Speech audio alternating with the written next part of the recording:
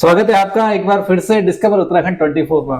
UK 24 series में आज मेरे साथ में बातचीत के लिए खास मेहमान मौजूद हैं अनिरुद्ध सेमवाल जी। पंडित अनिरुद्ध सेमवाल जी, आप एक कथावाचक भी हैं और ज्योतिषाचार्य आप हैं और साथ साथ में उद्यमिता के क्षेत्र में भी आप काम कर रहे हैं।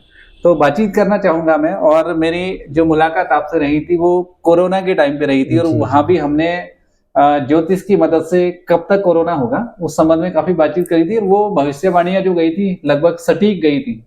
सर, सबसे पहले तो आपका बहुत बहुत स्वागत है हमारे साथ। धन्यवाद। सबसे पहले तो आपको बहुत बहुत धन्यवाद कि आज आपने मुझे श्रीमद् भगवद गीता की जो पुस्तक है वो भेंट की, और कल गीता जयंती भी थी और मैं कल गीता पे ही बातचीत कर रहा था और आज आपने ये पुस्तक भेंट की। सबसे पहले आपका बहुत बहुत धन्यवाद। शुरुआत करते हैं यहाँ से। आप हमारी जो ये सीरीज है यूके 24, हम चाहते हैं कि अलग अलग व्यक्तित्वों को हम अपने दर्शकों से रूबरू करवाएं, उनका ज्ञान, उनका अनुभव और किस तरह से वो समाज हित में यूज हो सकते हैं। तो सबसे पहले आपसे जानना चाहेंगे कि आप एक कथावाचक हैं, ज्योतिषाचार्य आप हैं और फिर उद्यमिता को भी आप बढ़ावा दे रहे हैं। तो बात करेंगे सबसे पहले ज्योतिषाचार्य को लेकर के, क्योंकि ज्योतिष का भी एक बहुत बड़ा योगदान जीवन में रहता है। तो उससे शुरुआत करेंगे कि कैसे कैसे आपकी जर्नी इसके साथ में स्टार्ट हुई और अब क्या क्या आगे जो प्लानिंग्स हैं आपकी इस क्षेत्र में। पहले तो बहुत बहुत धन्यवाद पंत जी। डिस्कवर उत्तराखंड 24 बहुत समय से पूरे उत्तराखंड में अपने सत्य को लेकर उजागर है और समय समय पर कई विषय अपने पटल पर रखता भी रहता है। लेकिन कहते हैं कि जब तक स्थान की प्राप्ति ना हो जाए तब तक वो देवता नहीं बनता। जैसे पत्थर तो नदियों में बहुत इधर उधर गिरते हैं, लेकिन वही पत्थर शिव होता है जिसको कि स्थायित्व प्रदान हो जाता है।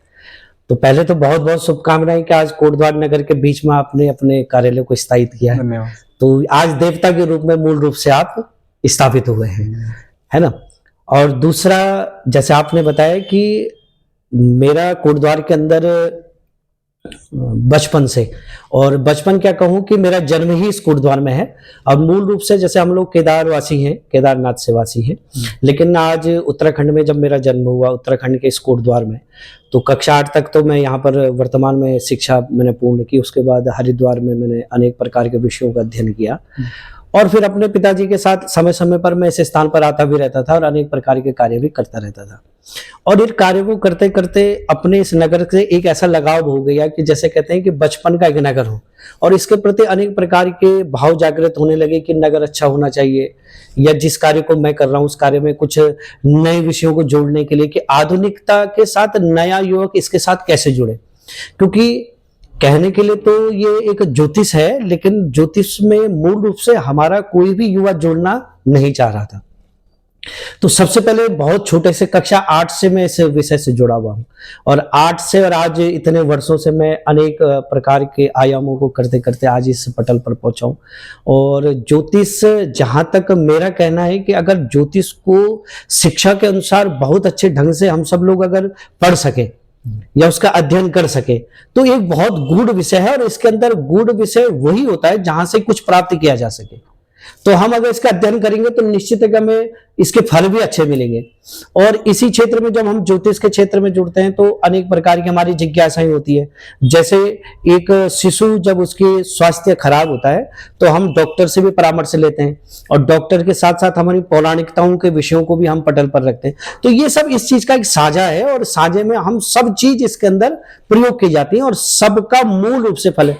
जैसे एक सब्जी को बनाने में सभी प्रकार के मसालों की आवश्यकता है, तो जीवन को आगे बढ़ाने के लिए ज्योतिष की भी आवश्यकता है, और ज्योतिष के मार्गदर्शन में जीवन में मार्ग को रहने के लिए, अर्थात हम क्या अपने परिवार के लिए कर सकते हैं, क्या हम अपने जीवन में जिस कार्य को कर रहे हैं क्या उस कार्य में हमारी आशा है, क्योंकि बिना आशा के कोई भी कार्य नहीं करता है। तो ज्योतिष आपको एक मार्ग देता है, जो आज हम सब लोग मार्ग के लिए भटक रहे हैं। हम सब लोग कहते हैं कि आज हम सलाहकार हो, लेकिन एक मार्ग है और मार्ग हमारे पूर्वजों ने पहले से ही हमें दे दिया। तो इस मार्ग को प्राप्त करने में किसी भी प्रकार की शर्मिंदगी नहीं होनी चाहिए, जो आज हमारा युवा चाहता है।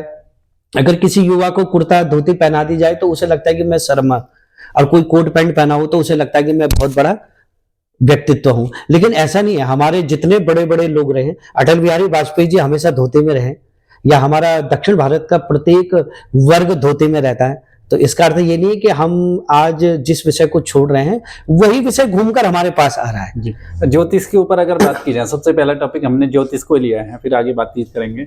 ज्योतिष का कितना बड़ा महत्व, जैसे आपने बताया, अगर कोई ज्योतिषीय सलाह आपसे लेना चाहे, क्योंकि मेरा भी अनुभव है, जब कोरोना हुआ था तो हम लोगों ने आपको ऑनलाइन जोड़ा था, और जो भविष्यवाणियां वहां पे थी वो पूरा 100% सटीक गई थी कि कब तक कोविड काल रहेगा, किस किस तरह से उसका जो कमी आएगी उसमें। साथ साथ में कुछ और इश्यूज भी थे स्वास्थ्य संबंधी, जो किसी जो सवाल थे उनको लेकर भी एक अच्छे एक्सपीरियंस रहे और पॉजिटिव वो रहे। अगर कोई ज्योतिषीय सलाह आपसे लेना चाहते हैं तो वो किस तरह से ले सकते हैं? ज्योतिषी सलाह देखिए, मिलने के लिए तो मैं कोटद्वार में ही रहता हूँ, और कोटद्वार में मेरा नजवाद रोड पे कार्यालय भी है, तो वहां पर आप लोग मुझसे मिल सकते हैं। और दूसरा, ज्योतिष देखिए, जैसे आपने कहा कि जब आपसे मेरा संपर्क हुआ था, और हम परिवार से भी बहुत अच्छे जुड़े हुए हैं, तो विषय सबसे मेन रूप है कि हमें विषय की प्राप्ति हो जाए। मैंने जैसे कहा है कि ज्योतिष के अंदर हमें हर प्रकार की विषय की प्राप्ति होती है। आज हम उन्हें छोड़ रहे हैं। आज देखिए, मैंने आपसे सबसे पहला विषय कहा था कि आज हमारा युवा जिन अव्यवस्थाओं में गिर रहा है, जैसे जिसे आप सब लोग कहते हैं कि हाँ जी, ये अभी छत में खड़ा था, पता नहीं इसे क्या हुआ, या हम नदी किनारे घूम रहे हैं, इसे क्या हो गया। तो कई लोग आधुनिकता को, पाश्चात्य शैली को मानने वाले इसे ढोंग समझते हैं, लेकिन कोई पढ़ा लिखा व्यक्तित्व इसे ढोंग क्यों करेगा?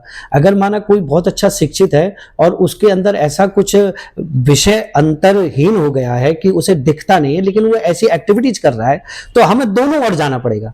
अर्थात हम एक ऐसे विषय की ओर जाएं कि जहां पर हम उसे देख रहे हैं, और एक ऐसा विषय जहां हमें नहीं दिख रहा है। तो यंत्र, तंत्र और मंत्र, ये तीनों चीजें ज्योतिष का ही एक आयाम है, और इन चीजों का अच्छा अध्ययन अगर हम करेंगे तो निश्चित मूल रूप से आप सटीक विषय की ओर जा पाएंगे। जैसा आपका विषय था कि हम कोरोना के टाइम पे हम सब लोग इस विषय में कर रहे थे, सभी लोगों की। तो कोरोना के विषय में देखिए, तुलसीदास जी ने एक बड़ा सुंदर विषय लिखा है कि यह इतिहास परम पुनीता। मैं इस चौपाई की सिर्फ एक लाइन इसलिए बोलता हूं कि हम सब लोग आज आगे बढ़ रहे हैं। जैसे हम सीढ़ियों में चढ़ते हैं तो हम पहली वाली सीढ़ी में जब पैर रखते हैं तो हम पहली वाली सीढ़ी को देखना छोड़ देते हैं और दूसरी वाली सीढ़ी को देखते हैं, क्योंकि हमें ऊंचाइयां दे रही है। लेकिन हम अपने इतिहास को पढ़ना शुरू कर देंगे तो हमें किसी भी प्रकार की आधुनिकता की ओर जाने की आवश्यकता ही नहीं पड़ेगी। हमारे पुराने इतिहास ने हमें इतना कुछ दिया है, लेकिन हम पढ़ते नहीं है। और हमने पढ़ने का और इस चीज को आगे बढ़ाने का सिर्फ एक सरल सा तरीका ढूंढ लिया है कि आज हमने प्रत्येक दिवस को डे रूप में बनाना शुरू कर दिया। जैसे फादर डे हो गया, या जैसे कल ही गीता जयंती हो गई, तो हम सबने एक दिवसीय विषयों की प्राथमिकता को बढ़ावा दे दिया। जब एक ही दिन एक ही विषय पर हमारा ध्यान रहेगा तो निश्चित हम पीछे के विषय को भूलते रहेंगे। तो ज्योतिष में सबसे मूल रूप से यह है कि हम जो आज जीवन शैली जो जी रहे हैं, इस जीवन शैली में आधुनिकता आनंदता तो है, लेकिन इसमें स्थायित्वता नहीं है। और स्थायित्व जहां तक नहीं होता तब तक, जैसा मेरा पहला विषय था, कि वो देवता नहीं बन सकता। ये तो रही बात ज्योतिष की। कथा वाचन भी आप करते हैं, कई सारी कथाओं में श्रवण का मुझे भी मौका मिला है उन कथाओं का। अब बात करते हैं जो उद्यमिता को लेकर के, कि आपने कुछ पूजन सामग्री और उसको बनाने की एक फैक्ट्री भी लगाई। तो आप इस क्षेत्र में कैसे आए और कितने लोग आपके साथ में जुड़े, और क्यों आपके दिमाग में ये विचार आया कि एक उद्यमिता को भी बढ़ावा दिया जाना चाहिए? जैसा अब सारे विषय आपके ही ये इसको लेकर, डिस्कवर के कार्यालय को लेकर मेरे, क्योंकि पहला विषय यही उठा है, तो मैं हर विषय में, देखिए, जब हमें केंद्र की प्राप्ति हो जाती है तो केंद्र होना ही निश्चित नहीं होता, केंद्र तक पहुंचना भी बहुत बड़ा कार्य होता है। तो हम ये तो जानते हैं कि भगवान हमारे ऊपर है, लेकिन भगवान तक हमारी प्रार्थना, भगवान तक हमारे विषय पहुंच जाएं, उसके लिए क्या आवश्यकता है? अर्थात जैसे सिद्धवली मंदिर, सिद्धवली धाम तक जाने के लिए मार्ग की आवश्यकता है, और बड़ा सुंदर मार्ग हो गया। पहले हम लोग गाड़ी घाट नदी से जाते थे तो जाने में समय लगता था, हो सकता है बरसात में नदी आ जाए तो हम सिद्धवली नहीं जा पाते थे, लेकिन अब दोनों व्यवस्थाएं क्या हो गई, सुगम हो गई। तो ऐसे ही भगवान को मानने से पहले भगवान तक, भगवान के विषय को पहुंचाने वाले विषयों की सुंदरता, व्यवस्था और कुल मिला के उसके लिए जो इसका व्यवस्थित मार्ग हो, जैसे आज हम पूजन सामग्री में देखिए, मैं कर्मकांड में भी हूं, तो मूल रूप से मेरे पिताजी यहाँ पर कर्मकांड क्षेत्र में 60 वर्षों से कोटद्वार में कार्य कर रहे हैं, तो उनके साथ छोटे से मैं भी जाता था, और जाते जाते आज मैं भी कर्मकांड के क्षेत्र में हूं। तो जैसे आपने कहा कि मैं धर्म शिक्षक के रूप में, कथा वाचन के रूप में मैं जब लोगों को इस प्रकार के विषयों की ओर देखता हूं, तो हम सब लोग भगवान को मानते तो हैं, लेकिन भगवान को मनाने के लिए जो सामग्रियों का प्रयोग करते हैं उसमें हम कहीं ना कहीं ऐसी त्रुटियां कर देते हैं कि जो भगवान तक पहुंचता ही नहीं।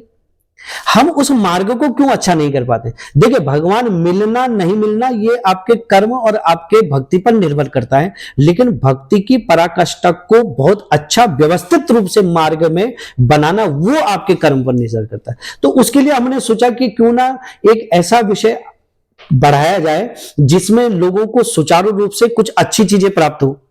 क्योंकि जब मैं मंच पे बैठता था तो मैं देखता था कि जब हवन सामग्रियां होती थी तो उसके अंदर मैंने रेत देखी भरी हुई, तो मुझे बड़ा दुख हुआ कि जो लाखों रुपए का, लाखों का सत्संग करा रहा है, वो रेत जैसे विषयों से हवन सामग्री करा रहा है। कभी कभी हवन सामग्रियों में अनेक प्रकार के कूड़ा करकट मिल जाते थे। मैं नवग्रह संविधाएं देखता था, तो नवग्रह संविधाओं में झाड़ू की सीकें मिलती थी।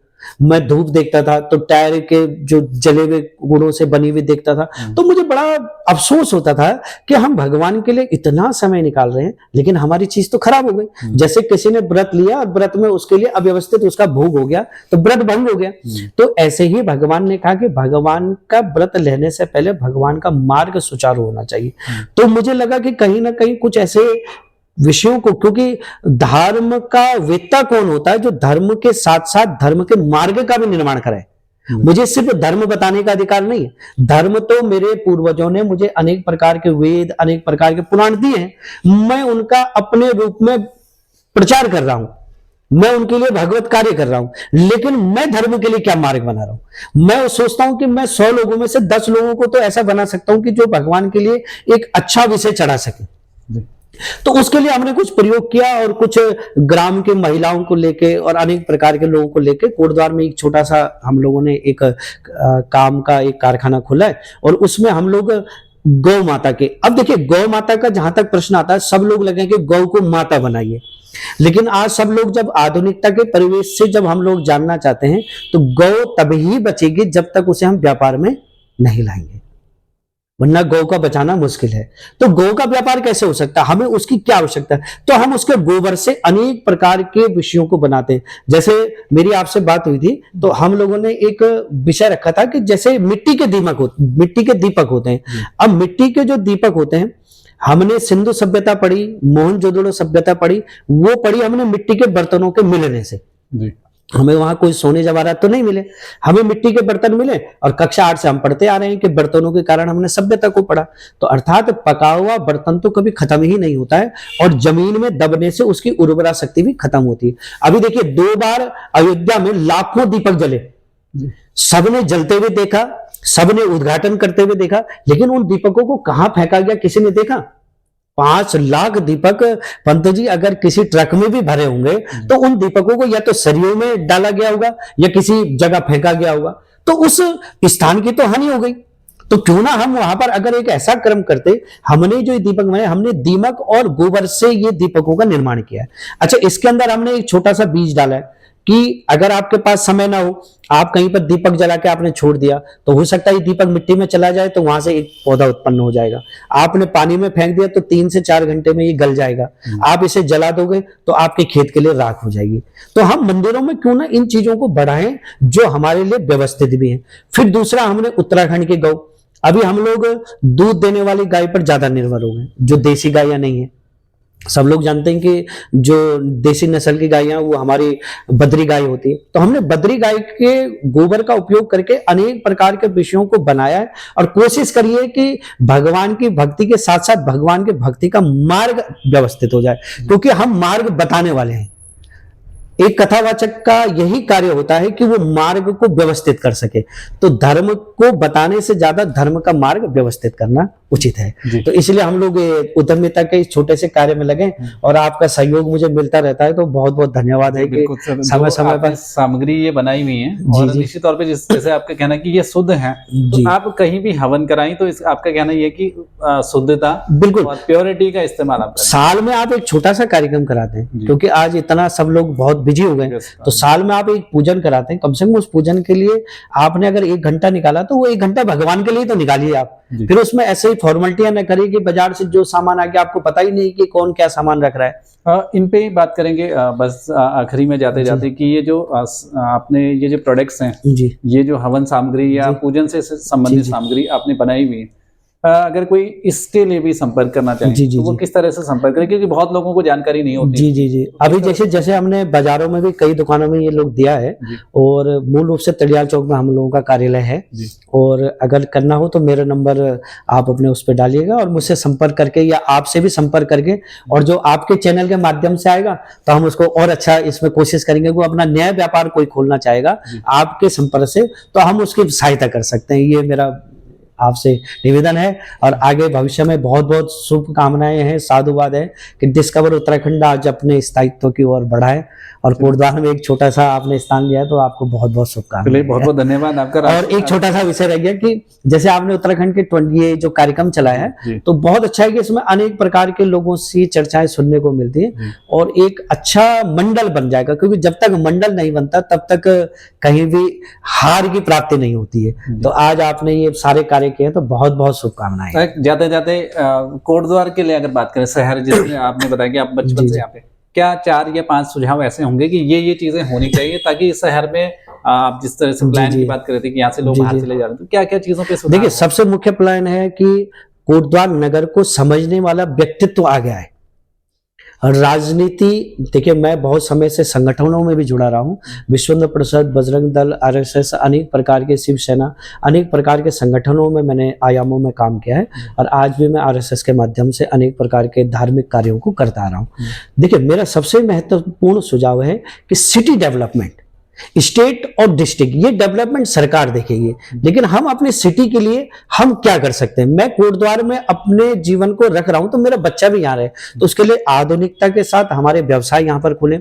दूसरा देखिए आज गाड़ियों की जैसे बात हो रही है तो डिवाइडर रोड, हमारे कोटद्वार के अंदर डिवाइडर रोडों का प्रचलन क्यों नहीं बढ़ रहा है, जबकि हम लोग देख रहे हैं देवी रोड में रोज आमने सामने की टक्करें हो रही है, छोटे छोटे बच्चे, छोटी छोटी बहनें, छोटी छोटी माताएं, अनेक प्रकार के लोग अपनी जान गंवा रहे हैं। तो क्या सरकार को इसको देखना चाहिए कि सड़कों का। दूसरा जैसे आपका ये सड़क पर चलने वाले लोग, सड़क पर चलने वाले ट्रैफिक की व्यवस्थाएं, ये समय समय पर सिर्फ अखबारों के और आप लोगों के माध्यम से पढ़ने के लिए मिलती हैं, लेकिन पटल पर कुछ भी नहीं दिखता है। क्योंकि यहाँ पर जो ट्रैफिक संचालन है, मुझे बताया गया था, मैं देख रहा था कि कहा था कि जिस समय बच्चों की छुट्टी होती है ट्रैफिक बंद रहेगा, लेकिन उस समय सबसे ज्यादा ट्रक, अनेक प्रकार की व्यवस्थाएं यहाँ पर खुली रहती हैं। बहुत सारी ऐसी व्यवस्थाएं कि उस पर चर्चा करेंगे तो हमारा पूरा दिन निकल जाएगा, उस पर कभी ना कभी हम चर्चा करेंगे। लेकिन मेरा मूल सुझाव है कि अपने कोटद्वार को बचाइए, और कोटद्वार को बचाने के लिए प्रत्येक व्यक्ति को अपने छोटे छोटे विषय लिखे, और आपके माध्यम से अगर विचार बाहर आएंगे, आप जैसे लोगों को बुलाते हैं तो उनसे एक विषय रखें कि हम अपने कोटद्वार को किस तरीके से आगे बढ़ा सकते हैं। तो इस पर मेरा विशेष हो रहेगा। धन्यवाद, बहुत बहुत धन्यवाद आपका, आपने समझ दिया। तो ये मेरे साथ में आचार्य अनिरुद्ध सेमवाल जी हैं, जिन्होंने वार्ता की, कोटद्वार के विकास को लेकर भी चर्चाएं हुई और क्या व्यवसाय वो आप कर रहे हैं। तो अपनी कथाओं के माध्यम से या अपने ज्योतिष के माध्यम से कोटद्वार के लिए वो विकास के लिए प्रयासरत हैं। मिलाते रहेंगे ऐसी ही शख्सियत से आपको, तब तक के लिए आप जुड़े रहें। लंबा तो नहीं भाई ज्यादा, कोई बात नहीं।